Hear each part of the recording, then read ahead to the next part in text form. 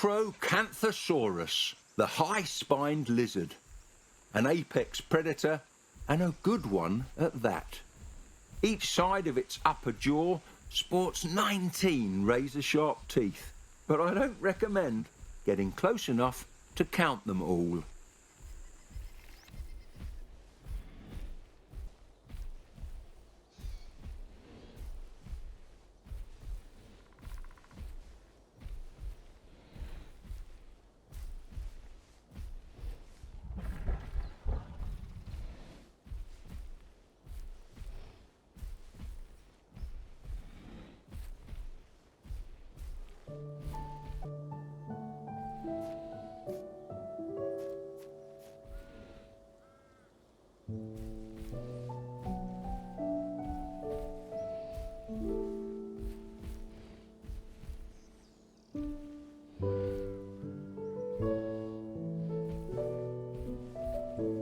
Dun dun dun dun! Watch out! Here comes the shark lizard, Carcharodontosaurus. There must have been something in the water back in Cretaceous North Africa, because Carcharodontosaurus wasn't the only carnivore around that reached gigantic proportions. Many of the geological formations that preserve its fossils also yield the remains of Spinosaurus.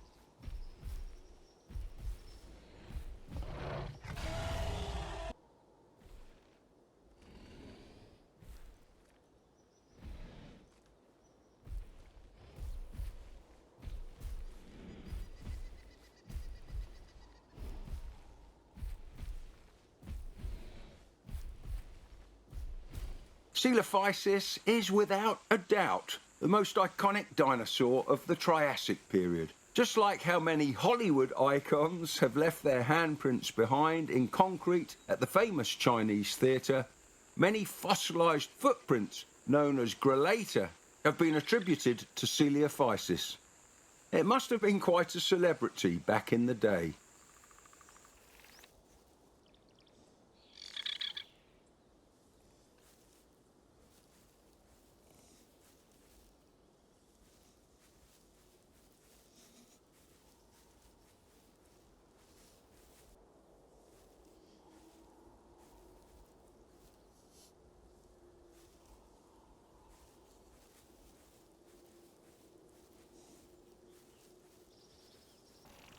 Now this is an interesting fellow. This dinosaur is called Deinocheirus, a name meaning horrible hand. Its hands aren't actually horrible, mind you.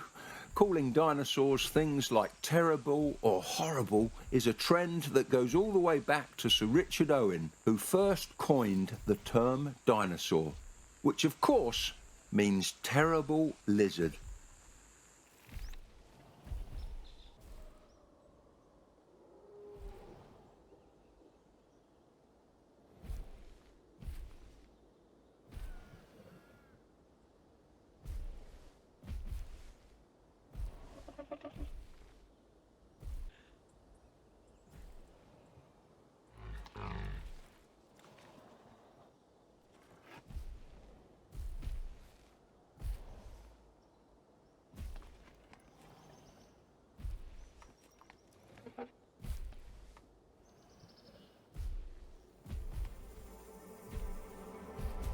Dilophosaurus is such a gorgeous creature. Some paleontologists think the grasping claws and shape of its jaws made it well suited to hunting fish. Others argue that it was built for more terrestrial prey. In my experience, the distinction between surf and turf doesn't matter. They'll eat anything they can get their hands on.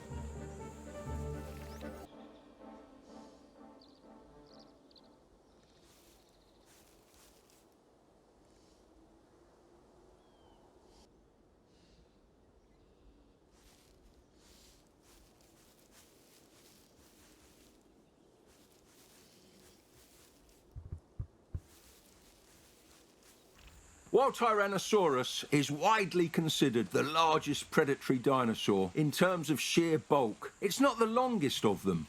In that competition, it's Spinosaurus who reigns supreme. Much of the bizarre body of Spinosaurus remained a mystery for many years. The original specimen was fragmentary and was tragically destroyed during the bombing of Munich during World War II. Fortunately, recent discoveries of more complete specimens have not only brought its peculiarities to light, but also provided the genetic material needed to perform the miracle of recreating it here in the park.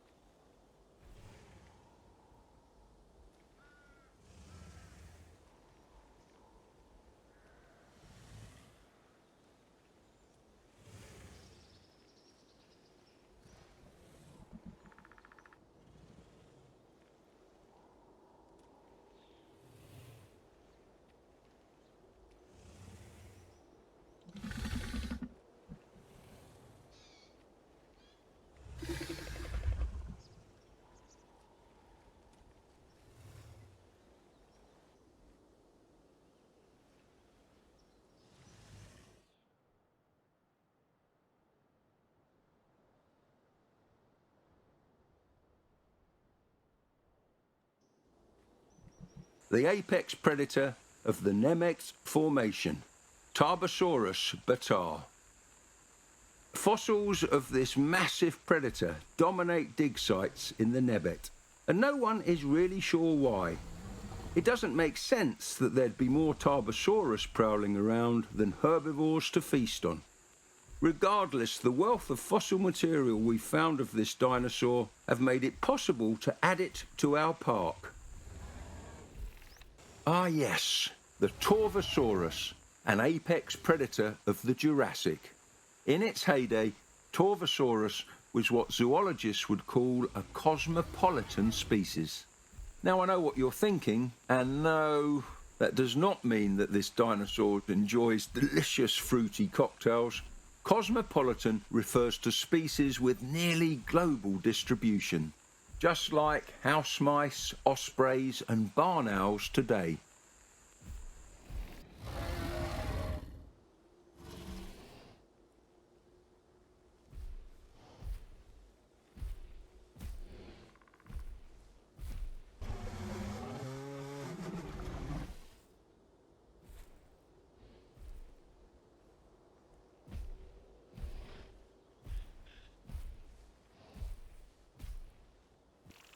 There it is, the one and only king of the tyrant lizards. Tyrannosaurus is as big as the movies, and yet somehow even scarier. Take a good look at those arms. Each arm is 1 metre long, can hold almost 200 kilos, and ends in razor-sharp claws. Far from the wimpy little stubs most of the public makes them out to be.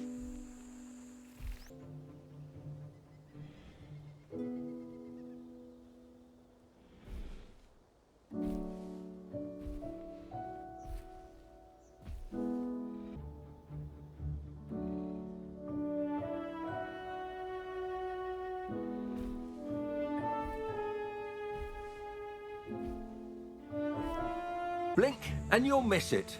Here comes the speedy thief, Velociraptor. Many visitors are surprised when they first spot these handsome little devils. They arrive expecting a big, boxy, featherless raptor like in the movies, and are always shocked to see how small, slender and feathery these dinosaurs really are.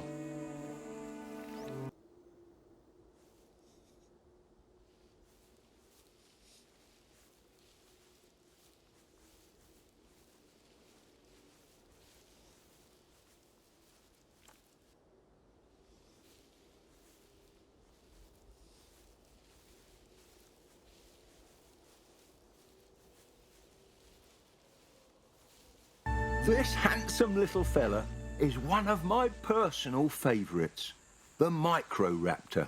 I've always wanted to hand feed one, but I don't want to chance one of these feisty creatures mistaking my finger for a tasty lizard.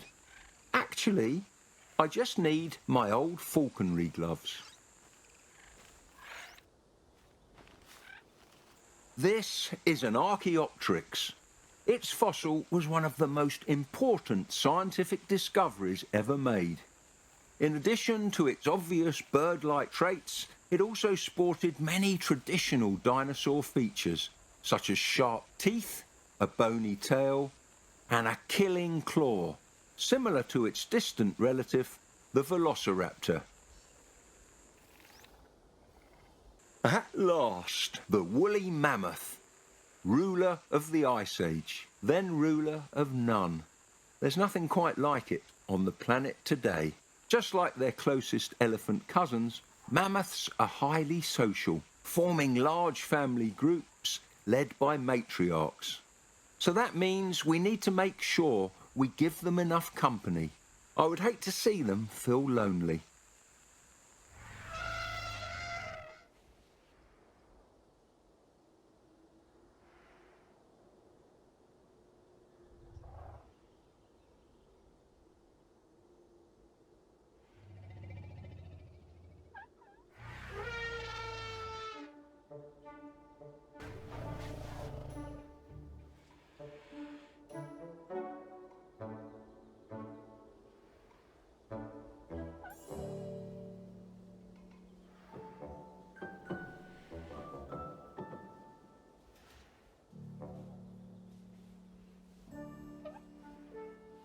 Although we often associate lions with Africa, the range of prehistoric cave lions spanned across multiple continents in the northern hemisphere. The American species of cave lion prefers the same types of habitat as its modern cousin, spacious savannas and grasslands. I wonder if they'd enjoy the same enrichment program as African lions do too. Lions, American cave lions and Eurasian cave lions are just three of the many species of big cat belonging to the genus Panthera. In its heyday, the Eurasian species of cave lion could hunt large game, like reindeer, across Europe, Asia and even North America, thanks to the Bering Land Bridge.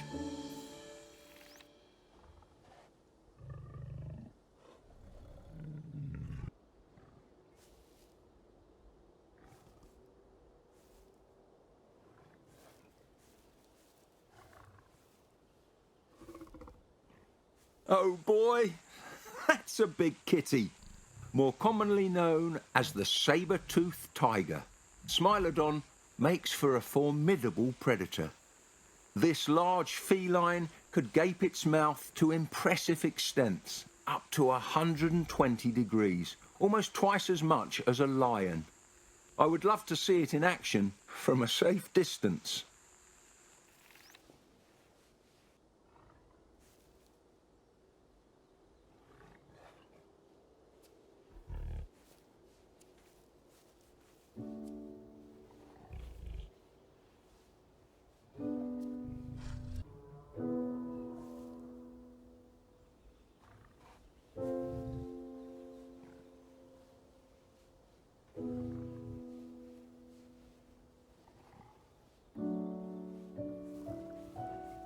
The woolly rhino, or Scelidosaurus, is a relative to the modern-day Sumatran rhino. Not unlike modern species, this rhinoceros sports two horns on its face. A key difference to note, however, is its unusual flattened shape. That's truly unique among its peers.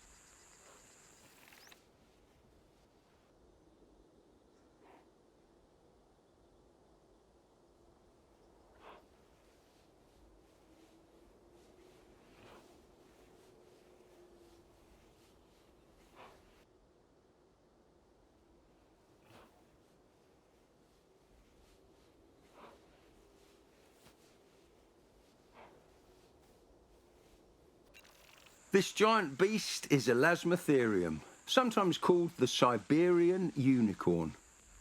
That hump over its shoulders isn't just for show, it's packed with muscles that allow it to lift and maneuver its massive head and horn, rather like a bison does.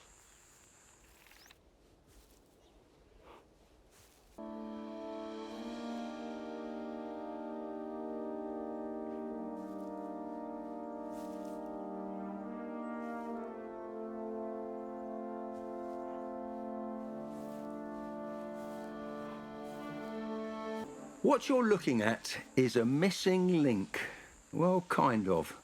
While evolution doesn't work like a linear chain, transitional species, like Sinotherium here, help us understand changes that occur between related species with different characteristics. The position of Sinotherium's horn marks a transitional stage in the evolution from its nose-horned ancestors to Elasmotherium, its forehead-horned descendant.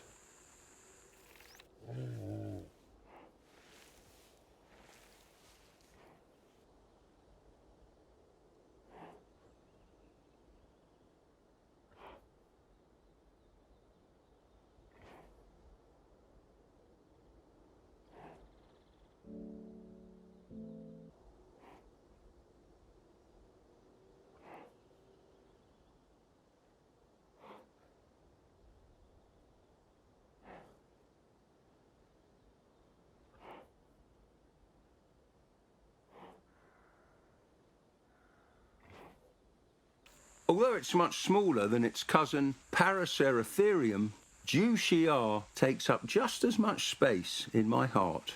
Its smaller size was likely an asset when trying to move around the dense jungle habitats it once called home. Though I use small relatively, because Juxia is still a massive animal by today's standards.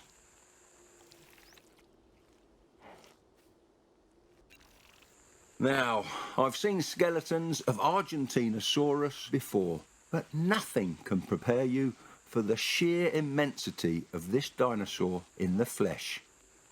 A single vertebrae from the back of this animal could be over 1.5 meters tall.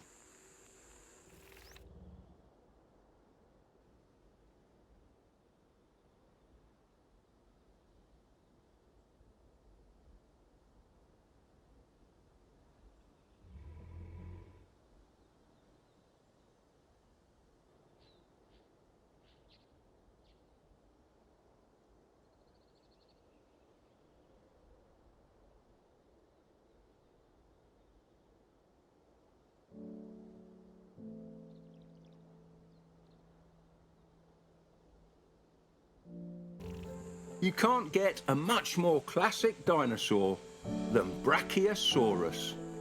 Look at the size of this magnificent animal. The way it moves about, with the grace fit for a giant. It's a real privilege to be able to cherish these beautiful creatures.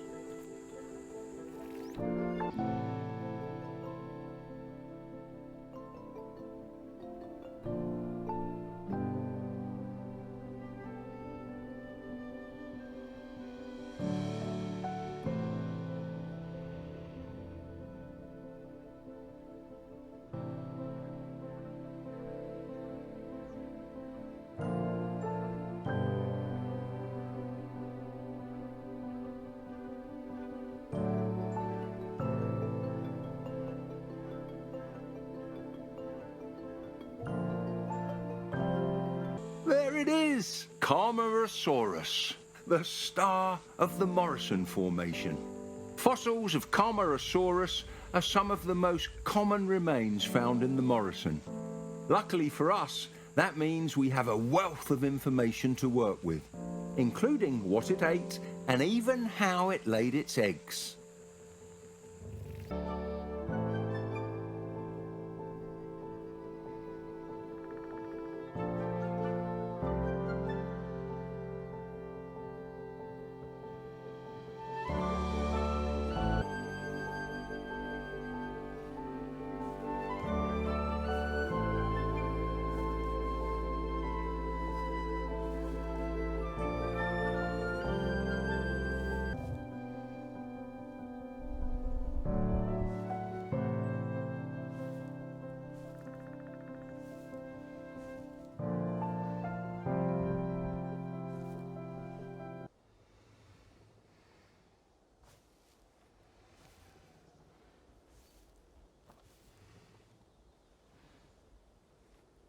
It's always a pleasure to run into a fellow Brit so far away from home. Meet Scelidosaurus, an early armoured dinosaur from England and Ireland. Remarkably, paleontologists have found specimens of every bone in the skeleton of Scelidosaurus. An impressive feat, considering that many dinosaurs are only known from partial or even fragmentary skeletons.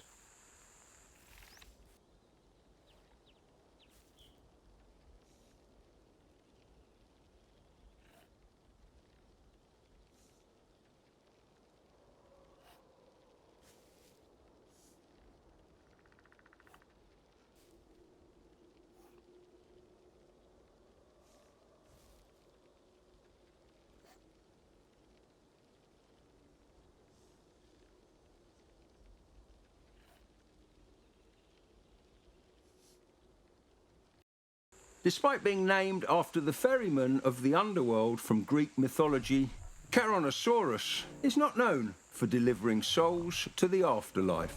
I've seen the look in the eyes of a hungry Carcharodontosaurus before, and it's almost like they're contemplating a new career path. No, sir, you aren't taking me across the river Styx today. Go and eat your ferns. Now that, my friend, is a beautiful dinosaur. Almost like a musical instrument, Parasaurolophus used their crest for long-distance communication. They didn't use their tube-shaped crest as a snorkel, contrary to previous hypotheses. Nevertheless, I quite like the mental image of a Parasaurolophus going snorkeling.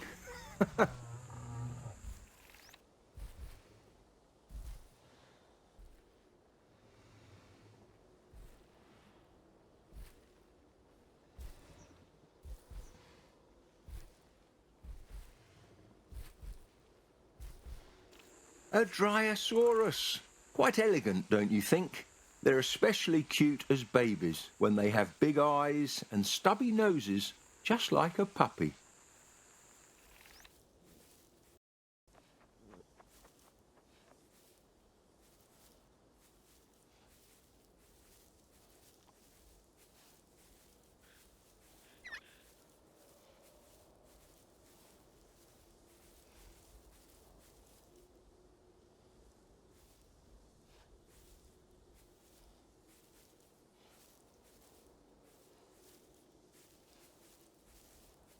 Found all over western North America, Edmontosaurus is the textbook definition of a hadrosaur.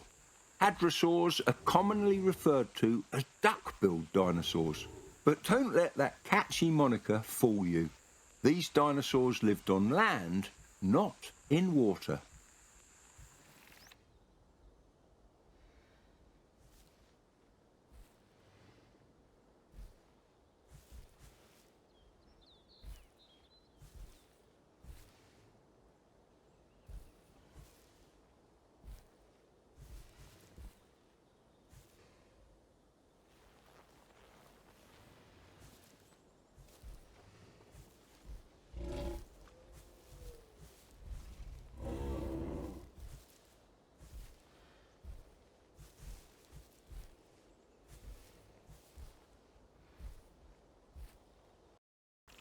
Iguanodon, one of the first dinosaurs to be formally named. This creature's restorations weren't always perfect, though. See those thumb spikes? They were once thought to be nasal horns, sort of like an iguana's. Very wrong, of course, but A+ for name inspiration.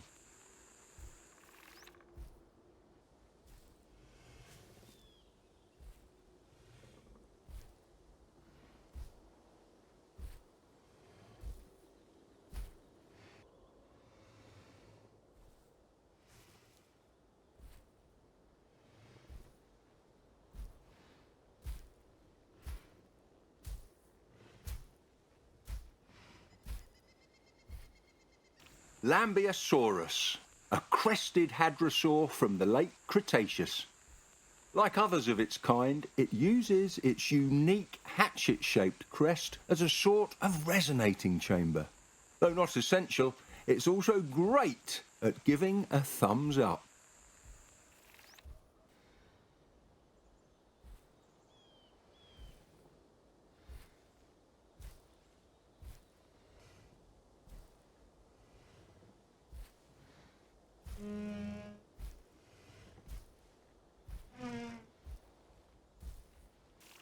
This little cutie is Laelinosaura.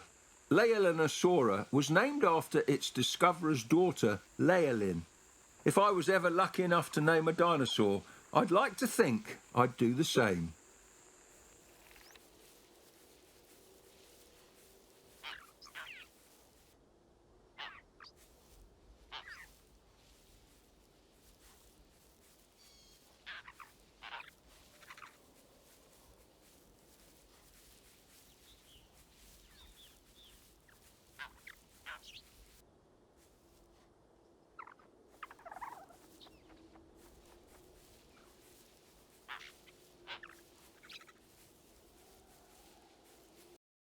Muttaburrasaurus is the official fossil emblem of Queensland, Australia.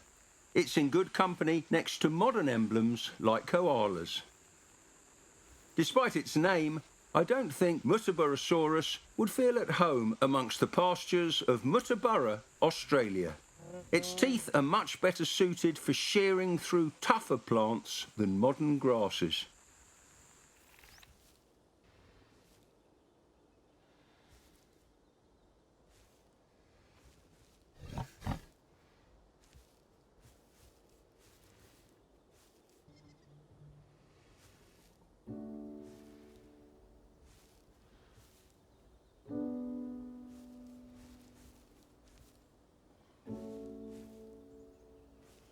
Just look at that! This sailback dinosaur is Ororanosaurus, an ornithopod related to both the thumb-spiked iguanodonts and the duck-billed hadrosaurs. I wouldn't get too close though. Just like its iguanodontian cousins, the thumbs of Oranosaurus sport a sharp conical claw. When they're feeling feisty, they come out swinging like a boxer.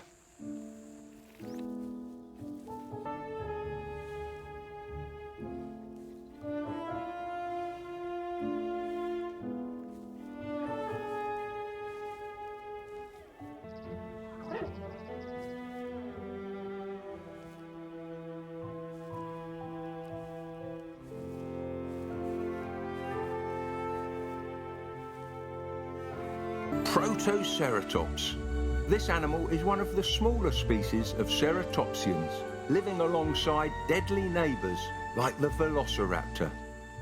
Oddly enough, this animal lacks a lot of the more complex facial features seen in larger family members, like a certain three-horned celebrity.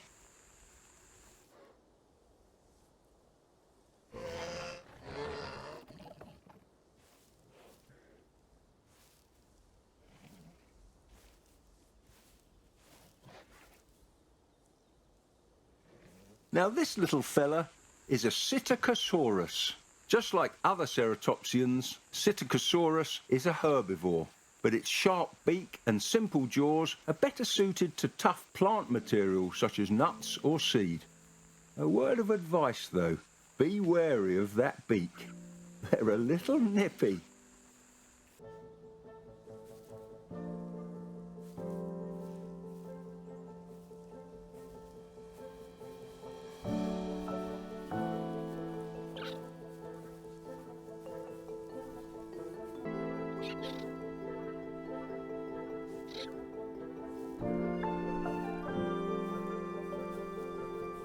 With a head like that, we must be looking at Styracosaurus. Styracosaurus belongs to a group of ceratopsians called centrosaurines, which tend to have longer nasal horns, shorter brow horns, and spiny frills. The famous Triceratops, in contrast, belongs to the chasmosaurines, which instead favour longer brow horns and long, simple frills.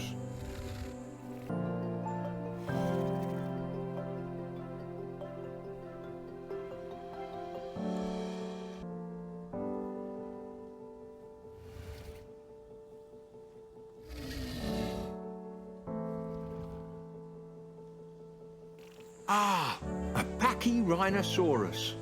There are 3 species contained within the genus Pachyrhinosaurus, each with their own unique facial characteristics.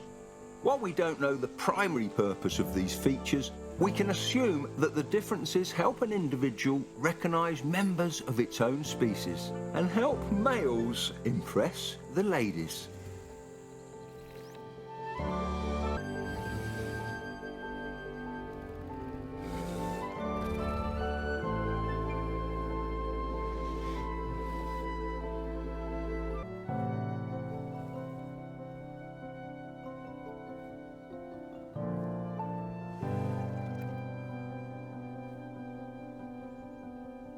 Wow, look at the horns on that one. This must be Nasutoceratops, a ceratopsian best identified by its large cow-like features. Much like a rhino or, well, a cow, its horns are sheathed in keratin, the same material that makes up scales, feathers, fingernails and even hair.